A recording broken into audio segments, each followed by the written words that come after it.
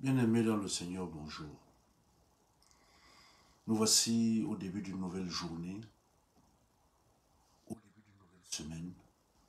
Remercions notre Dieu. Seigneur notre Dieu, nous te disons merci pour cette nouvelle journée que tu nous accordes et pour cette semaine que tu ouvres devant nous. Béni sois-tu d'éternité en éternité pour cet amour dont tu nous fais montre au quotidien, toi qui marches avec nous. Amen. Bien-aimés dans le Seigneur, ce matin, je voudrais partager avec vous deux textes dans l'Ancien Testament. D'abord, dans le premier livre de Samuel, chapitre 3, le verset 13, et ensuite, le livre de la Genèse, chapitre 18, le verset 19. Je lis dans Samuel et après dans la Genèse. Je lui ai déclaré que je vais punir sa maison à perpétuité à cause du crime dont il a connaissance et par lequel ses fils se sont rendus méprisables sans qu'il les ait réprimés. Car je l'ai choisi afin qu'il ordonne à ses fils et à sa maison après lui de garder la voie de l'Éternel en pratiquant la droiture et la justice, et qu'ainsi l'Éternel accomplisse en faveur d'Abraham les promesses qu'il lui a faites. Chers frères et sœurs dans le Seigneur, chers amis, ce matin, je voudrais parler avec vous de la responsabilité. De la responsabilité quand on est à la tête du troupeau, au nom de Dieu. Élie, le sacrificateur, le souverain, le très souverain sacrificateur, vers qui Anne, la mère du prophète Samuel, était venue. C'était un homme qui était très très aimable, mais il était prompt à porter un jugement erroné sur les autres. Il était également faible quand il s'agissait d'exercer la discipline dans sa propre famille. Il avait une grande corpulence dans les derniers jours. Ce qui laisse à penser qu'il était certainement complaisant envers l'égard de ses habitudes personnelles. Et il aimait bien manger. Il ne se contrôlait plus.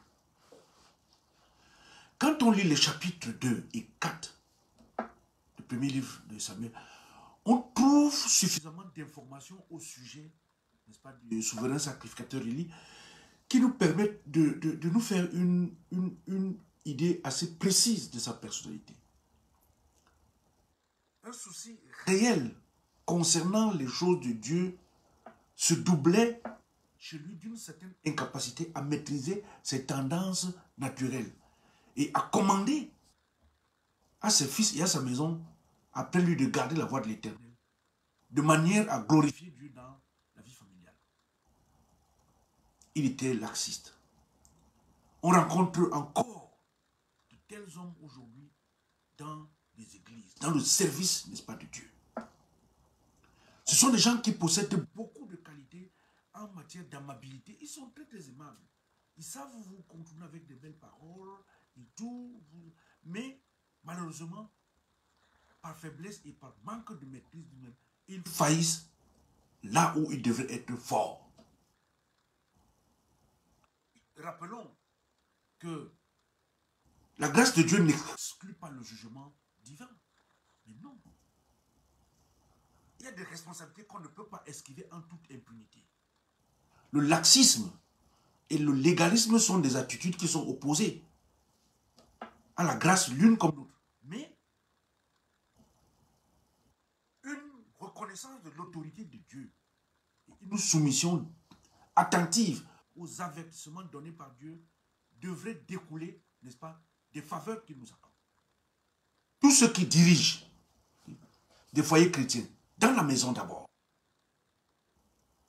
ce n'est pas les amabilités qui font marcher un foyer, c'est la discipline.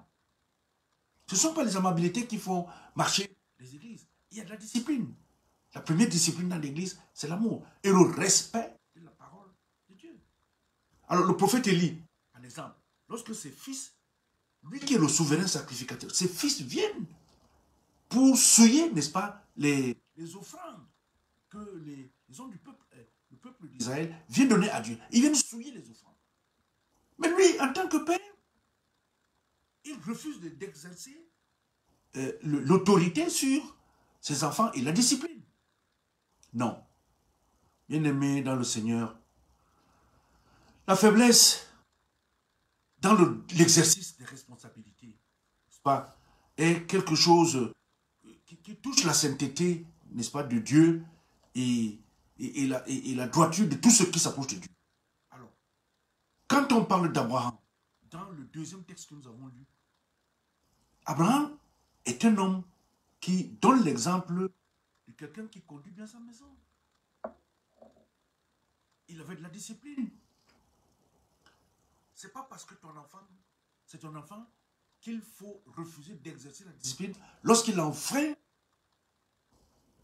la loi de Dieu. Bien-aimé dans le Seigneur, dans nos églises aujourd'hui, chaque pasteur, chaque serviteur de Dieu doit savoir que le fait d'être serviteur, n'est-ce pas, à la tête, n'est-ce pas, du troupeau est une responsabilité, une lourde responsabilité, parce qu'il est au service de Dieu. Si aujourd'hui, nos communautés, nos églises chancellent, vont un peu dans n'importe quelle direction, c'est parce qu'il y a du laxisme. Il y a tellement de laxisme auprès de la part des différents responsables qui ne veulent pas faire, poser les actes, n'est-ce pas, qui sont conformes à la volonté de Dieu. Et on fait parce que c'est mon cousin, c'est mon frère, il y a toujours cette parenté, n'est-ce pas, morbide qui empêche les serviteurs réellement à s'engager dans les responsabilités qui sont les leurs. Le thème de notre partage ce matin, tenant compte ici du fait que Dieu décide et il le dit qu'il va punir, n'est-ce pas, la maison d'Ésaïe à perpétuité. Pourquoi? Parce qu'il n'a pas été responsable, il a été laxiste lorsque ses enfants commettaient des sacrilèges au temple. Et nous, être un serviteur de Dieu est une lourde responsabilité, parce qu'après, il y a le jugement qui nous guette. Éternel notre Dieu, merci pour cette journée où tu nous rends visite, cette journée que tu nous as accordée pour les enseignements de ce jour sur notre responsabilité. Nous sommes responsables. Rappelle-nous cette dimension de notre être en permanence tout au long de la journée, pour que nous nous souvenions et que nous soyons en capacité d'être vrais du côté de ta parole, exerçant la discipline autour de nous, au nom de Jésus. Amen.